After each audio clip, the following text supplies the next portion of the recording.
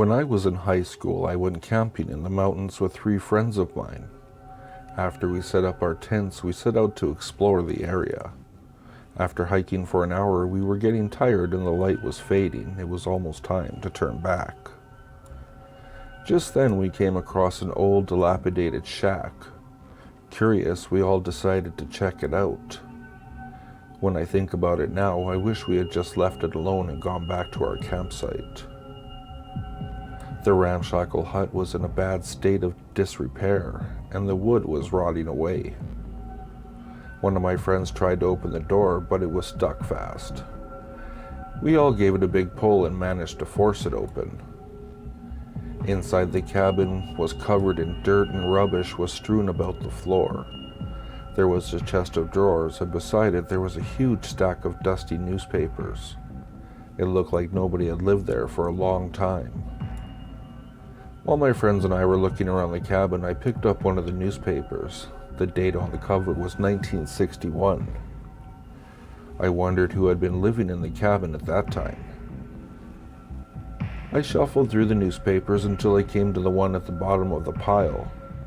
There was an article on the front page that seemed familiar. I looked at the date of the newspaper and realized it had just come out a few days before. There was definitely still someone living in the cabin. I had an unpleasant feeling in the pit of my stomach. Just then, one of my friends exclaimed, "Wow!" What's wrong?" I asked. "When I opened the drawer, these fell out," he said, pointing to a pile of black and white photos that were lying on a shelf. He handed around the photographs and we all flipped through them. At first, I didn't know what I was looking at.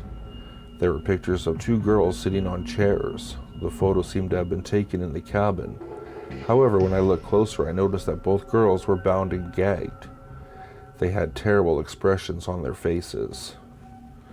"Oh my God," explained one of my friends. "This is too weird," I said. "Let's get out of here, fast." We left the hut immediately and started the long walk back to our campsite. It was getting dark and we kept glancing over our shoulders, making sure nobody was following us. That night, none of us could sleep a wink. We lay awake in our tent and talked about the weird black and white photos we had seen. All of us were creeped out by them. "Maybe we should report them to the police," I suggested. "Let's just forget about everything that happened today," replied my friend. The others agreed. The next morning we packed up our stuff and drove home. My friends dropped me off outside my house. My parents were away for the weekend, and I carried my bag inside and went upstairs to take a shower. When I opened the door to my bedroom, I got the shock of my life. The walls were lined with black and white photos, the same black and white photos we had found in the shack.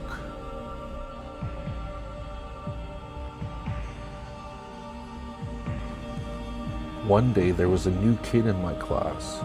Nobody knew who he was. He didn't have any friends and never talked to anyone.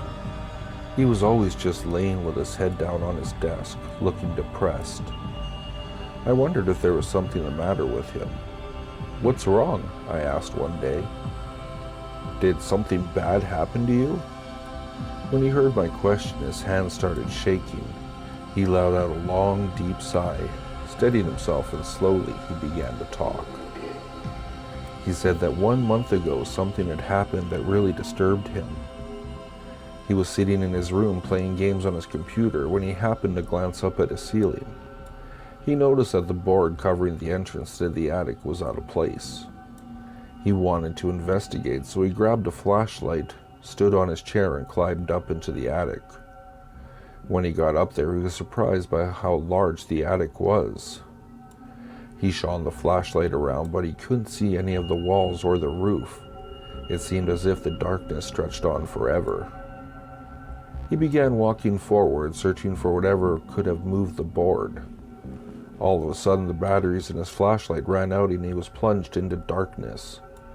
He was scared. The darkness seemed to surround him, encroaching on all sides.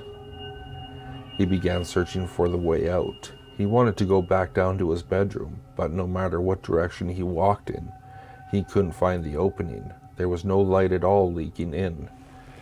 It had been pitch dark. He was lost and all alone in his own attic. He continued wandering around in the dark, searching for a way out, but he couldn't see where he was going and became disoriented. He had no idea where he had come from, and he didn't know which direction he was going. He began to panic and continued walking and walking. He didn't know how long he'd been walking, but he finally saw a faint glow of light in the distance. He started walking faster. He was sure that it must be the light from his room. But as he got closer and closer, he realized that it couldn't be the light from his bedroom. He got close enough to make out where the light was coming from. It was a city in the distance.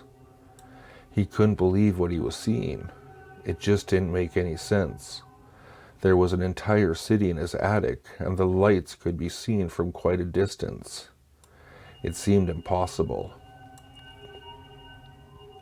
He didn't know what else to do. He didn't know where else to go.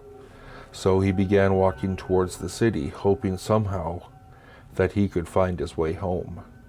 At this point in the story, he began shaking again. He let out a pained sigh and tears rolled down his cheeks. I was puzzled by his story, so I tried to console him as best I could. "You're okay now," I said, patting him on the shoulder. "It was scary, but you're back now." He looked up at me, tears still running down his face.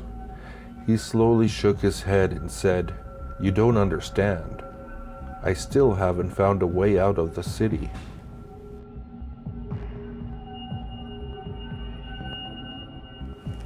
There was a man and woman who lived in a rundown farm in the middle of nowhere. The husband was a mean and cantankerous old man who took pleasure in making his wife's life miserable. He seldom spoke to her, and when she said anything, he would tell her to shut up. One day, the man was digging a well on his property, and his wife was helping him. All of a sudden, the bottom dropped out of the deep hole. The man was puzzled and wanted to see what had happened, so he told his wife to go back to the house and fetch a flashlight.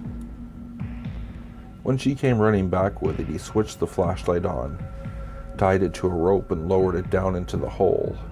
It went down and down, but no matter how much rope he let out, it never seemed to reach the bottom. The man started pulling the rope back up, but it got caught on something. He started pulling on it, but it felt like something was pulling back.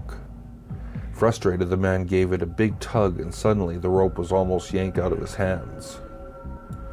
Eventually, he managed to pull the rope up, but when he got to the end of it, the flashlight was gone. Instead, there was a small white pouch attached to it. With trembling hands, he opened it up, and to his surprise, a chunk of gold tumbled out along with a handwritten note.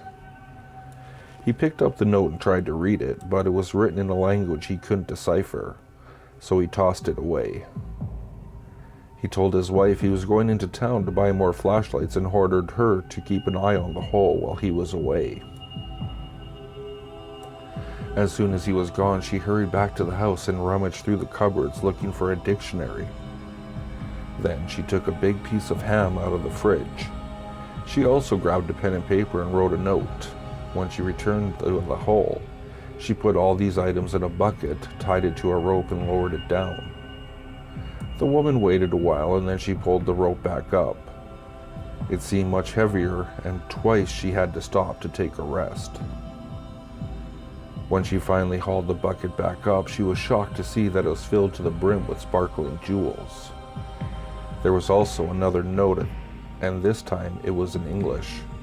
It read, "Send more food." She hurried back to the house and hid the jewels where she was sure her husband wouldn't find them. When the man returned, the back of his pickup truck was filled with flashlights. He put a few of them in the bucket and lowered them down, but when he pulled the rope back up, he was outraged to find that the bucket wasn't filled with gold or jewels, just a few broken flashlights. He flew into a violent rage, stomping on the remains of the flashlights and cursing at them at the top of his lungs. Then he ran back to the house and fetched a shotgun. He told his wife he was going to go down into the hole and give them a piece of his mind. She begged him not to go, but he was so furious he wouldn't listen. He attached a big oil drum to the winch on the back of his pickup truck. Then he climbed into the drum. He gave his wife orders to lower him down and after 10 minutes bring him back up again.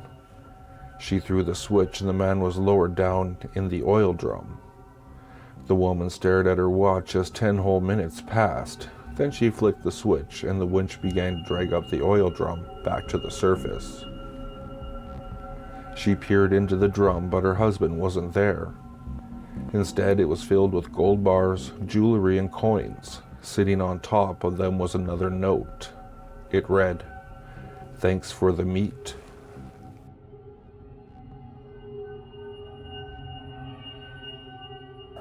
If you like what you heard, please like, subscribe, and share with your friends. If you'd like to, you can follow me at Twitter. The handle is @FuzzyPantaloons, and I'll see you all next time.